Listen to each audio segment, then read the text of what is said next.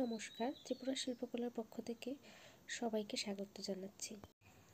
এটা একটা তবলা। ভাবছিলাম যে কি করব তবলাটা দিয়ে, তারপর হঠাৎ মনে হলো যে না, ঘরের মধ্যে পুরনো প্রাইমার ছিল, তো দেয়ালের প্রাইমার যেটা গুটি বেঁধে গেছিলো, এটা দিয়ে কালার করে নিয়েছি। তারপর এটার নিচটা কেটে সমান করে কার্ডবোর্ডের উপর বসিয়ে কতগুলো তার টুকরো করে রেখে তার মধ্যে হোয়াইট সিমেন্ট গুলে ঢেলে দিয়েছিলাম। ঢেলে একটা কাঁটা চামচ দিয়ে এটাকে সমান করে এটা একদিনের জন্য প্রায় রেখে দিয়েছিলাম। পরদিন দেখলাম এটা শক্ত হয়ে গেছে।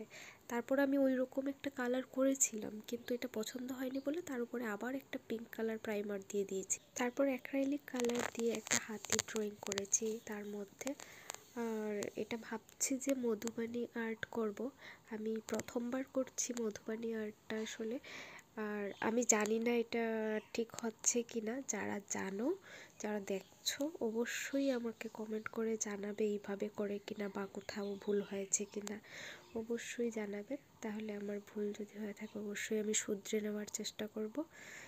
আমি প্রথমবার চেষ্টা করছি বলে একটু ভয়ও হচ্ছে যে আলটিমেটলি লুকটা কীরকম আসবে, কীরকম এসেছে লুকটা দেখে সেটাও আমাকে অবশ্যই জানাবে যে পটটা আলটিমেটলি দেখতে কীরকম লাগছে, কোথায় ভুল হয়েছে। আবারও বলছি, সেটা অবশ্যই আমাকে কমেন্ট করে জানাবে।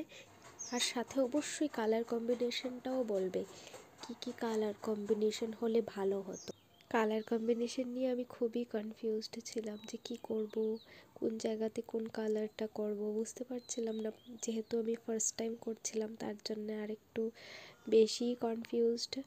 তো তোমরা আবার এটাও আমাকে জানিও যে কালার কম্বিনেশনটা কোথায় কোনটা হওয়ার দরকার ছিল, সেটাও বলবে। তাহলে আমি নেক্সট টাইম যখন করব অবশ্যই আমি সেটা মাথায় রাখবো আর চেষ্টা করব আরও ভালো করে করতে।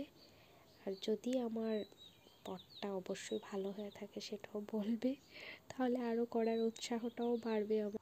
আর যদি আমার চ্যানেলে নতুন হয়ে থাকো, প্লিজ আমার চ্যানেলটাকে লাইক, শেয়ার, সাবস্ক্রাইব করতে ভুলবে না।